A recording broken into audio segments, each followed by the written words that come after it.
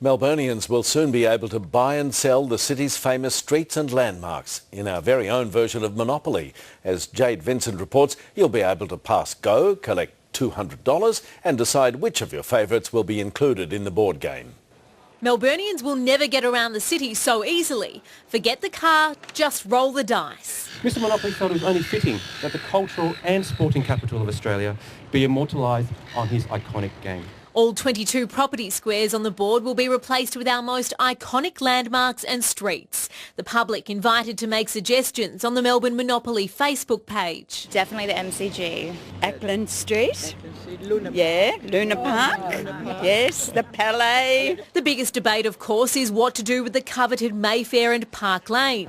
We're right on Collins Street. Of course, it's the premier location in the city. Maybe southeastern suburbs, because that's where I'm from. Maybe Upper Ferntree Gully, Baronia.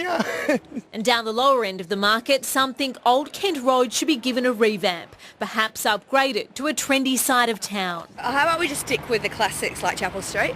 We'll go a bit of shopping.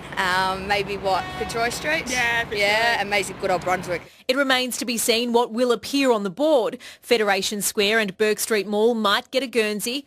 Will Melburnians flock to Flinders Street and Southern Cross stations? Perhaps Spring Street or Collins Street for the top end of town. We doubt there'll be such a thing as free parking in Melbourne, however. This square might mean a visit to Old Melbourne Jail. The one square that I find great difficulty in filling would be the free parking square. In an Australian first, the tokens will be replaced with Melbourne-specific objects.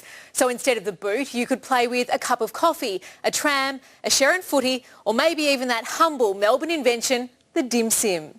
And let's face it, when it comes to the best in Australia, Melbourne does have a monopoly.